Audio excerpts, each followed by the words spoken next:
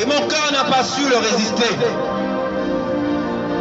Et jusqu'aujourd'hui, il a tenu ma main. Il a tenu ma main. Il m'a sorti de toutes les convocations que j'avais après moi. Il m'a donné une vie nouvelle que j'aimerais te présenter. Il dira, je suis le chemin, la vérité et la vie. Pour arriver à la vie, il faut accepter de passer par le chemin.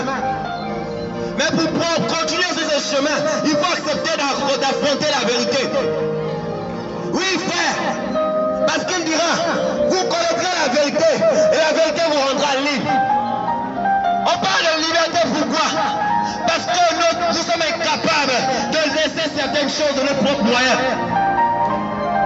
Oui, à chaque fois que tu te livres à la masturbation, tu te prononces comme un esclave. À chaque fois que tu te trouves humilié par la boisson, tu es un esclave. À chaque fois que tu te livres au péché que tu n'aimes pas, mais que tu pratiques quand même, frère, tu as besoin de cette liberté pour te sortir de là. Tu as besoin de cette liberté. Et cette liberté se trouve en Jésus. Elle se trouve en Jésus. Frère, avant qu'ils ne viennent, des hommes sont venus et ils ont porté les messages. Ils semblaient un peu pieux, mais en eux, on trouvait toujours des défauts. Elle se présentait comme un prophète envoyé de Dieu. Mais sa vie, il y avait les meurtres. Dans sa vie, il y avait la débauche. Dans sa vie, il y avait la colère.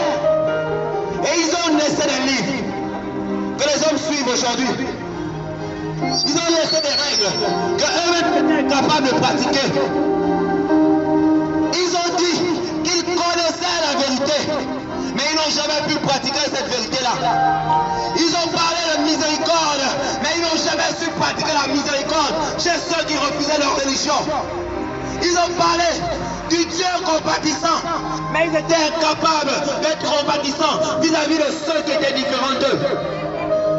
Ils ont présenté des principes qu'ils étaient incapables de pratiquer. Et plusieurs sont venus, ont essayé de changer ce monde, ont essayé d'influencer le comportement humain, ont essayé d'apporter des solutions. Mais ça allait de mal en pire. Parce que pour arriver au salut qu'il voulait présenter aux hommes, il fallait sacrifier les hommes. Il fallait sacrifier, frère. Il fallait que toi tu meurs. Il fallait que toi tu renonces à ta vie. Il fallait que toi on te coupe des membres. Il fallait que toi on te déshabille. Il fallait que toi on te dénigre. Ils humiliaient les hommes. Mais le Dieu que je te présente, Jésus-Christ de Nazareth, il s'est sacrifié. Il a fait l'inverse de tous ces hommes-là. Il n'est pas comme nos dirigeants qui pourraient être glorifiés, doivent sacrifier des personnes.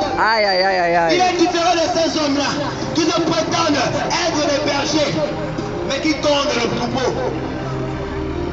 Lui, il a donné sa vie afin que tu sois sauvé. Lui, il a donné sa vie afin que tu aies la vie éternelle. Lui, il a accepté d'être humilié afin que toi tu sois glorifié.